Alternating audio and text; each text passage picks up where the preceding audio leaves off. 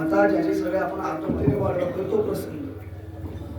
भगवंताने जे चरित्र केलं हा सगळा चरित्राचाच भाग आहे जो गोपाळांसोबत भक्तांसोबत केला. एक प्रकारे भगवंताचं चरित्रच आहे. पण काला म्हटला की फक्त एकच चरित्र. भगवंताने चरित्र केलं 3 ठिकाणी केलं.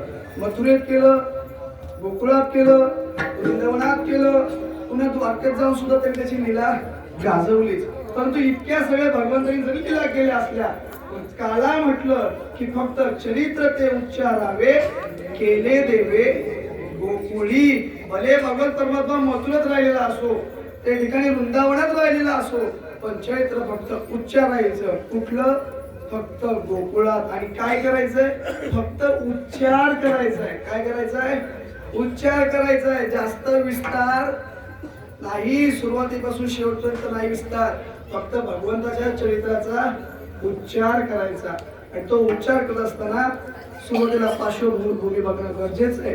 ज्यावेळी या पृथ्वीवरती सगळ्या राक्षसांचा भार वाढला, कंसाचा अत्याचार वाढला, त्यावेळी वत्सरूपी पृथ्वी ब्रह्म या पाशी जाय. ब्रह्मदेवाजवळ पृथ्वी माता गेली आणि देवा अहो माझ्यावरती आता भार व्हायला लागलाय, कंसाचा अत्याचार वाढायला लागलाय, कधी तुम्ही येणार, कधी माझं रक्षण करणार? देव म्हटले काळजी करू नको, ती वेळ जवळ आली.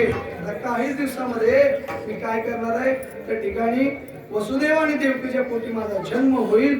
आणि त्या जो जन्म होईल त्या जन्मातून मी तुझं काय करेन? रक्षण करेन. व देव त्या ठिकाणी जन्माला आले. आता 12 वाजत आले. देवाचा जन्म सुद्धा लगेच झाला. देवाचा जन्म झाला, पण 8 वर्षाची मूर्ती बाहेर जन्माला आली. त्या ठिकाणी देवकी माता म्हटली, अरे जर असं कोणी बघितलं तर कोण तुला माझं बाळ म्हणणार नाही. मग देवाने लगेच 8 वर्षाचं रूप कमी केलं आणि लहान बालकाचं रूप घेतलं. त्या ठिकाणी वसुदेवाला सांगितलं, आता मला इथे मात्र ठेवू नको, मजन येई गोकुळाला. आता मला तू काय कर, तो गोकुळाला घेऊन चल. वसुदेव म्हटला, अरे कसं नेणार, हातामध्ये बेड्या आहेत. देव म्हटले, त्याची काळजी तू करतोस, या जगाच्या सगळ्या बेड्या बनवणार आहे मी. आणि या बेड्याने तू घाबरतोस, घाबरू नकोस. फक्त मनात इच्छा केली, हातातल्या बेड्या गळून पडल्या. देवाला त्या ठिकाणी वसुदेव पित्यांनी डोक्यावरती घेतलं आणि गोकुळाच्या वाटेला निघाले. निघता निघता पाहिलं तर पाऊस सुद्धा देवाचा आगमनात काय होतोय, आनंद व्यक्त करतोय. पाऊस धो पडतोय. पुढे जाऊन बघता तर यमुना मातेला काय झाला होता, पूर आला होता. वसुदेवांना काळजी पडली, आता इथून पलीकडे गोकुळात जायचं कसं? तर वसुदेव म्हटले, जर गेलो नाही, माघारी गेलो तर तिकडे आता आपल्याला काय व्हावं लागेल, आपल्यालाही मरावं लागेल आणि आपल्या मुलाला सुद्धा मारावं लागेल. मग राक्षसाच्या हाताने मरण्यापेक्षा यमुना मातेमध्ये बुडून मिळालं कितीही चांगलं. म्हणून वसुदेव म्हणाले, चला जे होईल ते होईल. वसुदेवाने पाय टाकला, हळूहळू चालायला लागले. पाणी वाढायला लागलं, कमरेपर्यंत आलं, छातीपर्यंत आलं, मानेपर्यंत आलं, आता कानापर्यंत पोचलं. आणि पोचल्यानंतर सगळ्यांना कथा माहितीये, देवाने आपला पाय बाहेर काढला आणि डाव्या पायाचा अंगठा यमुना मातेला स्पर्श केला आणि ती यमुना माता दुभंगली. आता याचे कारण बघायला तर मी काही ठिकाणी भरपूर ऐकली, 3-4 कारण आहेत की यमुना माता दुभंगली का. आपण म्हणतो दुभंगली, पण का दुभंगली त्याचं कारण 1-2 फक्त स्पर्श करून जातो की यमुना ही काय स्त्री आहे, बरोबर की नाही. आता यमुना स्त्री आहे, मग तिने जागा का नाही दिली? याचं कारण असं आहे की शेवटी ती एक भक्त आहे. देव आपल्या घरी येणार, बरोबर की नाही. देव आपल्या घरी येणार म्हणून ती सुद्धा त्यांच्या दर्शनासाठी काय झाली होती, व्याकुळ झाली होती की देवाचं आपल्याला दर्शन घ्यायचंय. कारण की आधीच्या जन्मामध्ये, भगवंत रामाच्या जन्मामध्ये ज्या स्त्रिया सगळ्या गेल्या होत्या की मला बाया करून घ्या, आधीच्या जन्माचा दृष्टांत असा आहे की त्या पुढे काय झाल्या होत्या देवाच्या. कारण की यमुनाच माता काही दिवसांनी कालिंदीच्या स्वरूपामध्ये भगवंताची पत्नी होणार होती. कालिंदीची भगवंताच्या 8 प्रमुख ज्या पत्न्या त्यातली जी कालिंदी होती तीच कोण होती, तर यमुना माता होती. मग एक प्रकारे यमुना माता ही देवाची कोण झाली, कोण झाली, पत्नी झाली, बरोबर की नाही. मग आता मला सांगा, कीर्तनकार 10-12 दिवस बाहेर राहिला आणि एखाद्या दिवशी घरी आला तर बायकोला वाटतं का लगेच जावं म्हणून? आजच्या दिवस थांबा ना, आहे की नाही. आजच्या दिवस का तुम्हीच तेवढे एकटे आहात का? कोणी दुसरं? तसंच झालं. आता पती आपले एवढ्या दिवसातून घरी आले, यमुनेला मात्र वाटेल का आपल्या पतीला पाठव नाही, म्हणून ती काय व्हायला लागली, वाढायला लागली. आला आनंदाचा पूर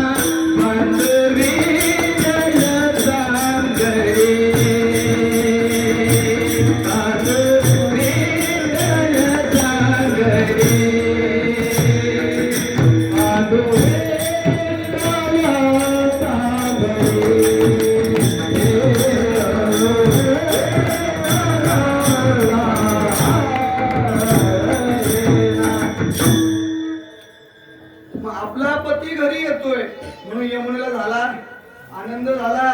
ती वाढायला लागली आपल्या पतीची भेट घेण्यासाठी, कारण की तिला काय पाहायचं होतं, पतीचं मुख पाहायचं होतं. पण देवाला काळजी पडली, हिच्या प्रेमात माझ्या बापाचा जीव जाईल. उद्या जग काय म्हणेल, बायकोच्या नादाने हिने काय केलं, बापाला मारलं. देवाला काळजी वाटली आणि बापाचा विषय आहे. पण जर ही वाढली आणि मला जर हिने इथे ठेवून घेतलं, आपल्यात सामावून घेतलं, तर पुढचं होणार कसं, कंसाला मारणार कसं, लीला करणार कशा. देव म्हटला करायचं काय.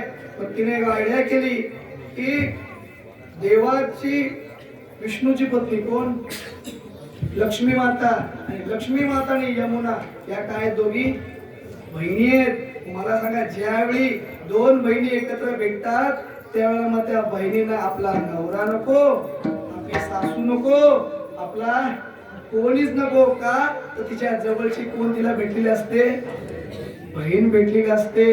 मग देवाने विचार केला, आता जर आपला इथून सोडवून आपली करायची काम करावं लागेल, लक्ष्मीचा आधार घ्यावा लागेल. कारण की उद्या काही जरी झालं, जर मी थांबलो पुढचं चरित्र होणार नाही. पण हिला जर हिची बहीण मिळाली तर म्हणाल, आम्हाला आमच्या रात्रभर गप्पा मारायचे, आजच्या दिवस तुम्ही बाहेरच थांबा. म्हणून काय केलं, देवाने लक्ष्मीचं आवाहन केलं. आणि देवाच्या पायामध्ये काय, डाव्या पायात अंगठ्यामध्ये लक्ष्मीचा त्या ठिकाणी उगम कुठे, बरोबर की नाही, त्या ठिकाणी पायामध्ये लक्ष्मी घ्या, गंगा घ्या. आणि गंगेचा उगम कुठून आहे, देवाच्या अंगठ्यामधून आहे. म्हणून देवाने त्या अंगठ्याला बाहेर काढलं आणि त्या अंगठ्याच्या स्वरूपात गंगेची भेट यमुनेला झाली.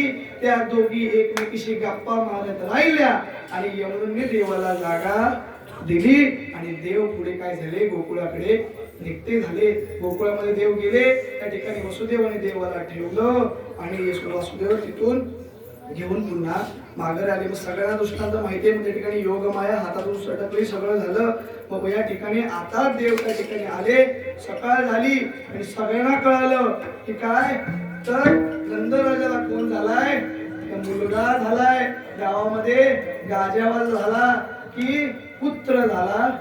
यशोदेला ताटी वाटी सुंत वडे, एक धावी एकी पुढे सुईणीची गलबल झाली. त्या ठिकाणी सगळ्या धावपळ करायला लागल्या.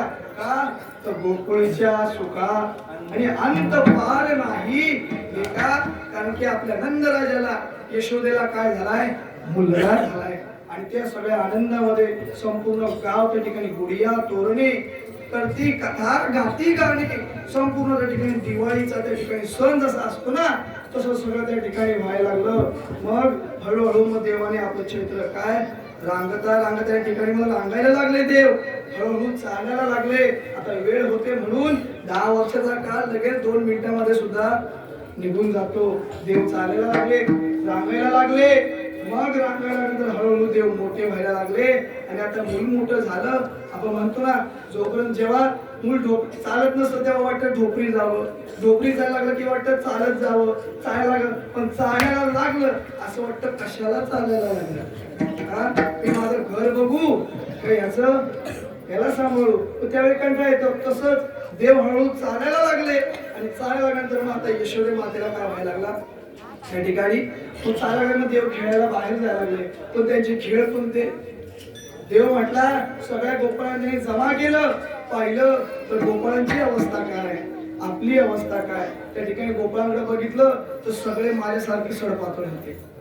आणि त्या ठिकाणी देवाने विचारलं, अरे तुमची हालत अशी कशी काय.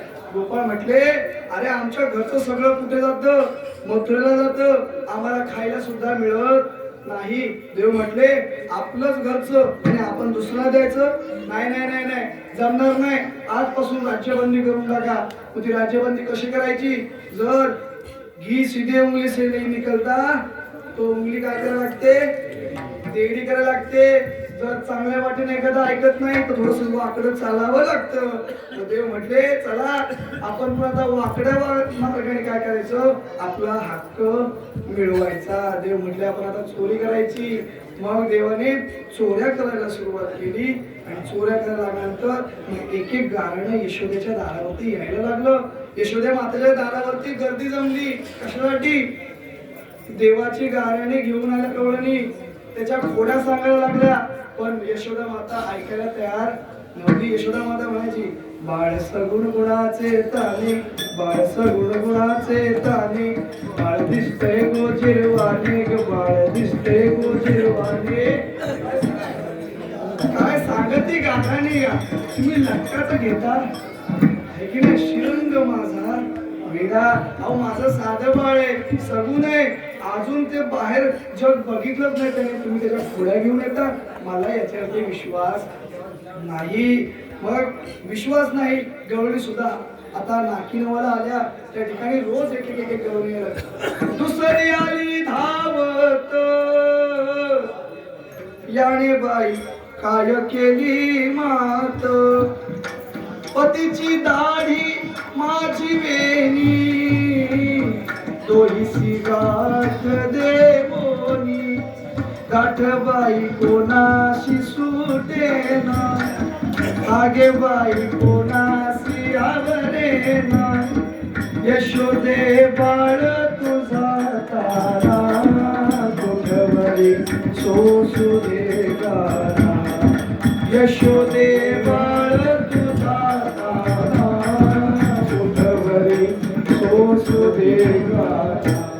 ती गवळण यायची, आपली एक एक खोड सांगायची, अगं तुझा मुलगा आमच्या घरी येतो, आमचं दैनूत खातो, अशी ते गवळण गेली दारावरती आणि कृष्णाच्या नावाने बोंबा हाणायला सुरुवात केली. सगळ्या गवळींसोबत ती म्हटली, हा यांच्या घरी चोरी करतो, एक दिवस माझ्या घरी चोरी करून दाखवू दे, मी याला पकडूनच काय करते तुझ्या घरी आणते, कारण की सबूत असल्याशिवाय तुमच्या आरोपाला पर्याय नाही. ती म्हटली, देव म्हटला पेंदेला, तिचा पत्ता लिहून घ्या, ती कुठे राहते बघा. पेंदे म्हटला, देवा आपल्याच आईची आहे, टेन्शन नाही, सगळी खबर आहे आपल्याकडे. देव म्हटला, मग आज रात्री पक्क करा, हिचं घर फोडायचं. देवाने ठरवलं. रात्र झाली, देव गेले, ती गवळण अशी खाट्यावरती झोपली होती. देवाने आपल्या शक्तीने दार उघडले, शिंक फोडलं, ताक दही खाल्लं, गोपाळांना दिलं आणि आता म्हटले चला निघूया. सगळे गोपाळ बाहेर पडले, देव बाहेर पडणार. पण देव म्हटले, माझ्याच घरी आली आणि म्हणते माझ्या घरी चोरी करून दाखव. चोरी तर केली, पण हिला असं सोडू शकत नाही. एक काम केलं, देवाने तिची काय घेतली, वेणी घेतली आणि बाजूला तिचा नवरा झोपला होता, त्या नवऱ्याच्या दारीला त्याने त्याची वेणी काय केली, बांधली आणि अशी बांधली. लग्नातली गाठ नाही ती, देवाची गाठ आहे, देवाची सुटेना. देव निघून गेले, सगळा कोंबडा हरवला. गवळण उठणार, गवळण उठली, एवढं तिच्या केसाला लागला झटका. ती म्हणते, अहो आता साठी गेली तरी तुम्हाला काय सुचतंय.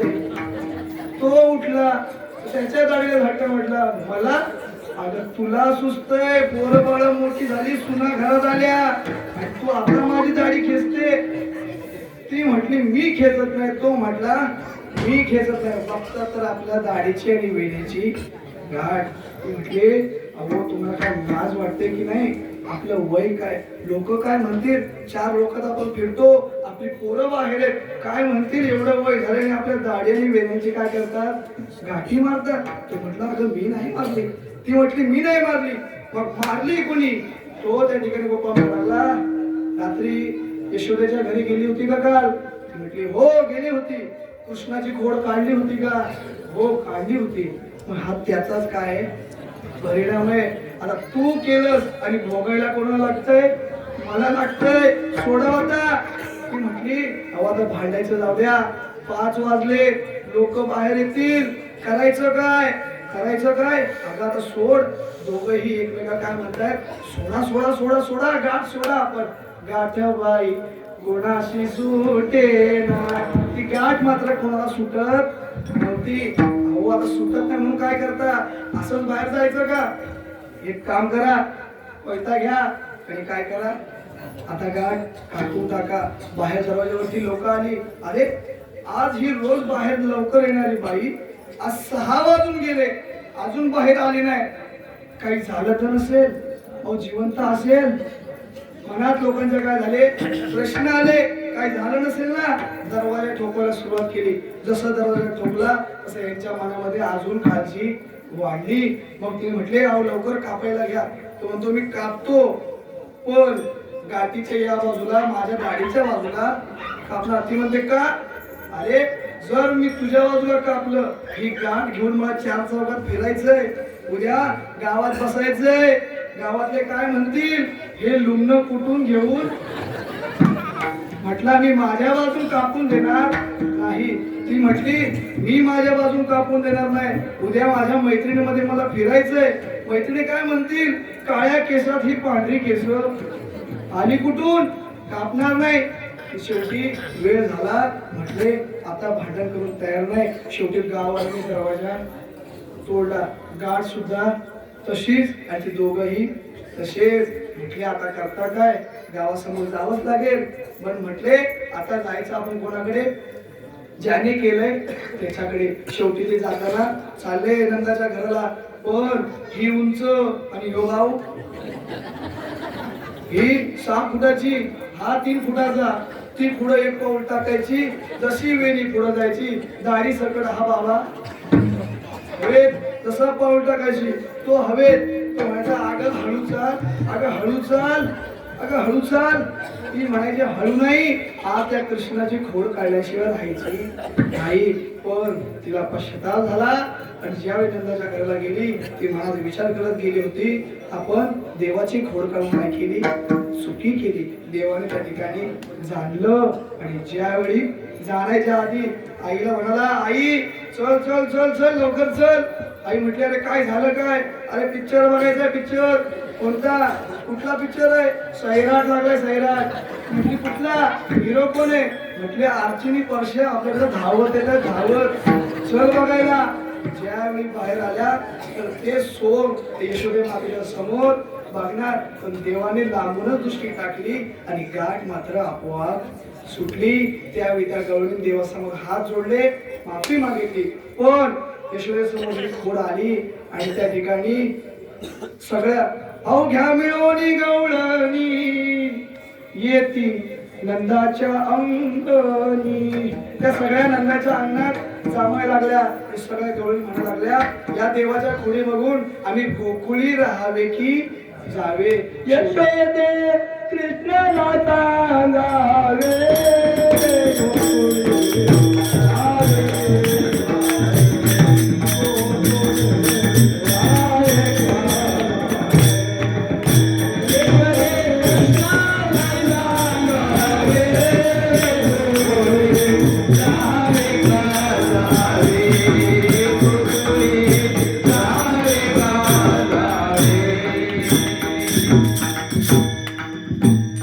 म्हटलं आता आम्ही गोकुळात राहायचं की नाही? आता आम्ही आमच्या सुना घेतो आणि गोकुळ सोडून जातो.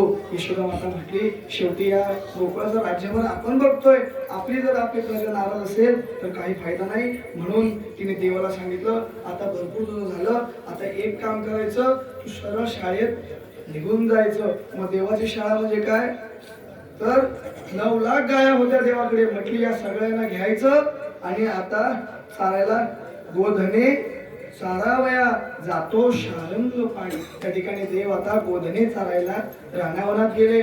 मग त्या ठिकाणी गायी सोडायच्या आणि मग त्या ठिकाणी बसायचं, खेळायचं, सगळं देवाने केलं. वेगवेगळे त्या ठिकाणी देव शेवटी काय होता, गड्यानो राजा की रे झाला, गड्यानो राजा की रे झाला, कृष्ण सिंहासनी बैसला, कृष्ण सिंहासनी बैसला. देव राजा होता, राजा शेवटी तो नंदाच्या घरचा होता. देव बसायचा आणि गोपाळाला सांगायचा आज हे खेळायचं, उद्या ते खेळायचं, आज चेंडू फळी, विटी दांडू, हुतुतू, हमावा, त्या सगळे देवाने खेळ खेळले. खेळून खेळून मग दमल्यावरती बसायचे. मग देव गोपाळांची इच्छा इतकीच, देवासारखा वेणू वाजवत नाही. मग गोपाळ इच्छा करायचे देवा वाजवा ना. आता 2 दिवस आपल्या सुद्धा गवळणी त्या ठिकाणी वेणू वाजवला, तसा देव सुद्धा त्या ठिकाणी वेणू वाजवायचे. आणि देवाचा वेणू ऐकला की गोपाळ मंत्रमुग्ध व्हायचे. त्या ठिकाणी गायी जशा आहेत तशाच राहायच्या. एवढंच काय, गोकुळातलं सगळं वातावरण स्थिर व्हायचं. कसं स्थिर व्हायचं. वृंदावनी वेणू कवनाचा माही बाजे, वेणू नादे गोवर्धनु गाजे, उच्च पसरोनी मयूर विराजे, मज पाहता भासती यादवराजे, यादवराजे. वृंदावनी वेणू कवनाचा माही बाजे, यमुना जळ स्थिर स्थिर वाहे, रवी खंडाल चालता स्तब्ध होय, शेष कुर्म वराह चरित राय, बाळास्तन देऊ विसरली माये, विसरली माये. वृंदावनी वेणू कवनाचा माही बाजे. वेणू वाजला की यमुनाचं पाणी स्थिर व्हायचं, रवी मंडळ सूर्य स्तब्ध व्हायचा. एवढंच काय, घरामध्ये बसलेली आई बाळाला दूध पाजायची, ती त्या ठिकाणी काय व्हायची, स्तब्ध व्हायची. एवढा त्या नादामध्ये सगळे गुंतून जायचे. मग आता त्या ठिकाणी खेळ खेळले. मग गोपाळ म्हणायला लागले देवा अरे 12:15 झाले, तेवढं 10 मिनिटं राहिली, आवर आवर. म्हटले भरपूर खेळ खेळलो, आता काय लागली खांदी भार, मोठी भूक आणि काय खेळायचे सुख. आता भरपूर खेळणं झालं, 2 तास ऐकलं, आता भूक लागली, कालची एकादशी आहे, घरी कीर्तन यायचं म्हणून खाल्लं नाही, आता खायची इच्छा आहे, आवरा आवरा आवरा. मग देव म्हटले ठीक आहे चला काढा आपल्या शिदोऱ्या. तर त्या ठिकाणी सगळ्यांनी शिदोऱ्या आणल्या, पण त्यांची शिदोरी काय सगळं ताट. शेवटी गरीबाच्या घरचे देवाने शिदोरी खोलली, आपलं दही लोणी. देव म्हटले असं असेल तर माझ्यामध्ये तुम्हाला एंट्री नाही, तुम्हाला चांगला अनुभव लागेल. अहो देव ते म्हटले गोपाळ अरे देवा तुझा आपण आज कीर्तनाला आहे, आमची हालत कशी आहे, एवढे आमचे ताक पिरे आणि काय पोरे चांगली, आमच्याकडे काय आम्ही हे नाही करू शकत. देव म्हटला चला शेवटी काय भक्त आहेत, भक्ताची आवड ही माझी आवड आहे. देव म्हटला काळजी करू नका, सगळ्यांना पोटभर देतो, आजी देतो, पोट भरी पुरे म्हणाल तोरी. देवाने म्हटलं आणा आणा सगळं तुमचं घेऊन या आणि माझ्यामध्ये काय करा मिक्स करा. देवाने सगळ्याचा काय केला, काय केला दही भाताचा खिचडी काला देवाने सगळं मिक्स केलं. आणि देव म्हटले आता तुम्हाला प्रत्येकाला काय होणार सारखा वाटला जाणार. देवाने तो काला सगळ्या गोपालांना वाटला. बोला गोपाळ कृष्ण भगवान की देवाने तो काला वाटला.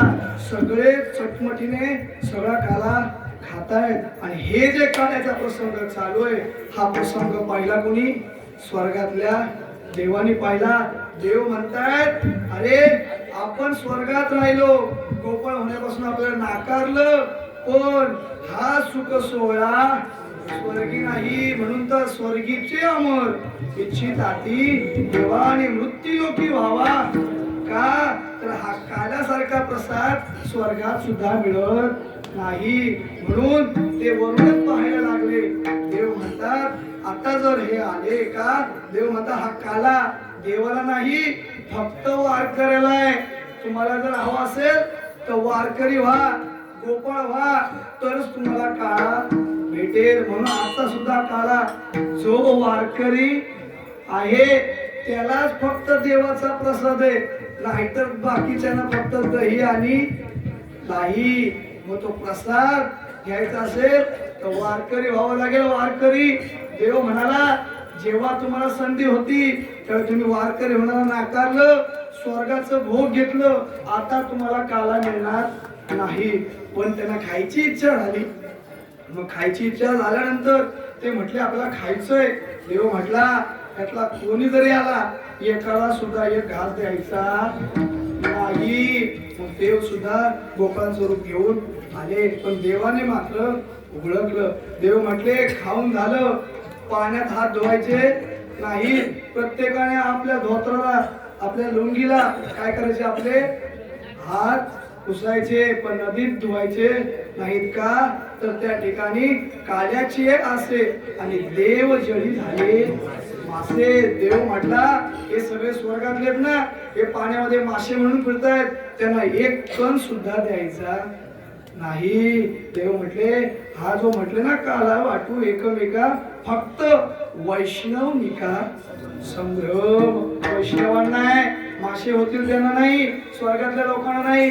तुम्ही वारकरी आहात, वैष्णव आहात का, म्हणून तुम्हाला हा काला आहे. मग देवाने पेंद्या म्हटला देवा मग काय करायचं रे, हे तर आता आले. मग देव म्हटला काय करायचं, एकच करायचं. आपल्याला पटत नाही ना, हाकलून द्यायचं, आपल्या जवळ उभं करायचं नाही. पण देवा मग मी सांगू का कसं हाकलायचं. देव म्हटले सांगा ना. देव म्हटले वाकुलिया ब्रह्मदिका आणि उत्तम लोका.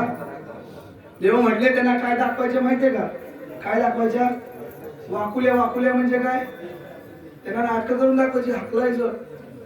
कशा करायच्या असतात माहितीये, सगळ्या सांगतो, फक्त करायचं सगळ्यांनी हात वर करायचे बरं का. हा सगळ्यांनी हात वर करायचे, ऐकून घ्या आधी. सगळ्यांनी ताट हात वर करायचे. आता आपल्याला काय करायचंय, देव आपल्याला प्रसाद देणार आहेत, पण आपण भाग्यवान आहोत म्हणून काल्याच्या कीर्तनात आहोत. देवाला सुद्धा हा प्रसाद मिळत नाही आणि आज काला चालू आहे. 100% हे वरचे देव त्या ठिकाणी काला घ्यायला येणार. पण देव म्हटले वारकऱ्याशिवाय काला कोणाला द्यायचा नाही. जर इकडे देव आले असतील तर आपण काय आहोत, देवाचे गोपाळ आहोत. गोपाळ आपण सुद्धा काय करायचं, वाकुलिया ब्रह्मा दिका. देवाला वाकुल्या दाखवायच्या. मग मी जसे हातवारे करेन तसं तुम्ही हातवारे करायचं. मी माझं उपरणं काढून हलवलं की तुम्ही सुद्धा आपल्या डोक्यावरची टोपी किंवा अंगावरचं उपरणं हलवायचं. स्त्रियांनी आपला पदर हलवायचा, फक्त धोतर तेवढं बरं का. ठीक आहे, सगळ्यांनी वाकुल्या दाखवायच्या. ते संतांचं भजन होईल.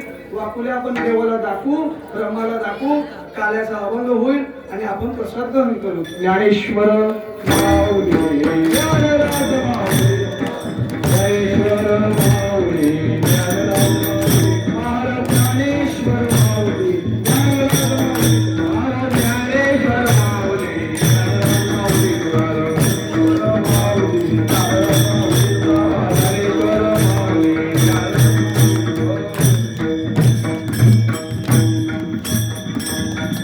चला सगळे तयार का. 2 तास म्हणून त्रास नाही दिलाय. टाळी वाजवा न वाजवा, भजन करा न करा, पण आता काला ग्रहण करायचंय, देवाला द्यायचं आपलं नाहीये. सगळे ताट हात वर करा, ताट हात, ताट हात. मी राधा कृष्ण बोले, मागून गोपाळ कृष्ण बोलतील.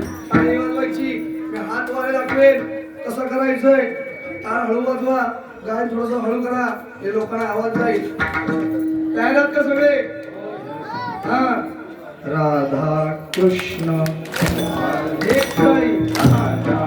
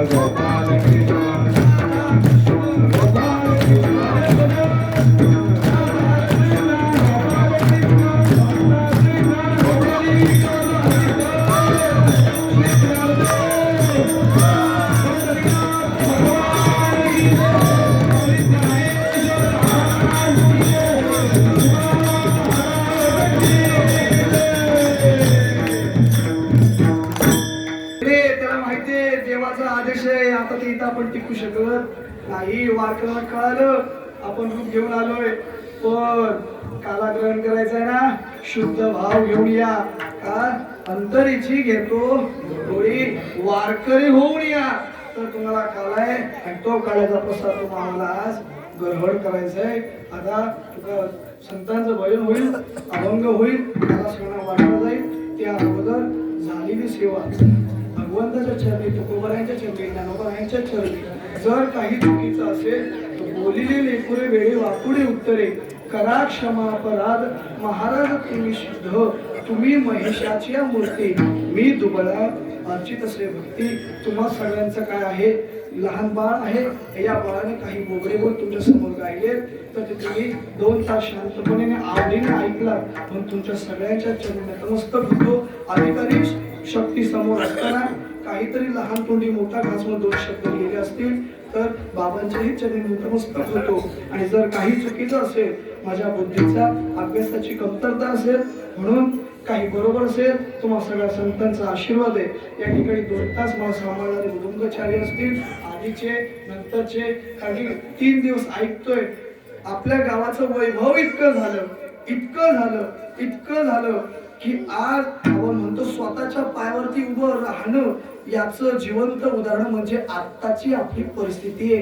बरं का, मी आधीचा काळ पाहायला नव्हतो किंवा मी आधीचे सप्टेंबरमध्ये या 7-8 वर्षाआधी मी कधी आलो नाही, पण एक काळ असा होता की मी असे प्रसंग ऐकले की वेळेला धावत जाऊन बाहेरून एखादा वक्ता आणावा लागत होता. पण आजची परिस्थिती अशी आहे, कोणताही कीर्तनकार जर गैरहजर झाला ना तर आज टाळकेरमधला कोणीही उभा राहू शकतो, गावातला कोणीही उभा राहू शकतो आणि आज इथं भगवंताचं चिंतन करू शकतो. कारण इतकंच आहे, जे पूर्व पुण्यानी आधीच्या संतांनी जे रोप लावलं त्याच्यावरती जी रोपटे उगवले ती साधी नाही, त्याच्यामध्ये नामाचं पाणी घातलंय, तपाचं पाणी घातलंय आणि त्या पाण्याने ते तपरूपी नाम साधन रूपी ते पाणी असल्यामुळं आज आलेली फळं सगळ्यांना गोड वाटतायत. ही फुलं आज संपूर्ण महाराष्ट्रभर गाजतायत, फिरतायत. कारण इतकंच आहे, त्या संतांची झालेली आपल्यावरची कृपा. ती कृपा का झाली तर सगळे निष्ठेने, भावनेने, एकाग्रतेने आणि एकीने. का तो वैष्णवांचा धर्म नाही यातायाती. त्या ठिकाणी कोणत्याही प्रकारची यातायाती, जात भेद, यारे यारे, लहान थोर, याती भलती, नारी नर कोणीही या ठिकाणी आपण कधीही कोणाचा भेदभाव केला नाही. कोणाच्या साधनेला कोणाला कमीपणा न लेखणं हे आजपर्यंत होत गेलं असेल. तीच पूर्व पुण्य असेल, आपल्या पूर्वजांनी कमवलेलं पुण्य असेल, त्याचं फळ म्हणून आज आपण हा सोहळा उपभोगतोय. म्हणून अशीच सेवा भगवंताची आपल्याकडून घडत राहो आणि असंच पुन्हा पुन्हा ही सेवा उत्तरोत्तर घडत राहून देवाने आपल्याला नेहमी आपल्या गावच्या साथीसाठी हजर करावं एवढी देवाच्या चरणी प्रार्थना करतो. सेवा संपूर्ण समाजाच्या, देवाच्या, आईबाबांच्या सगळ्यांच्या चरणी समर्पित करतो. सेवेला पूर्ण विराम. तुकाराम तुकाराम तुकाराम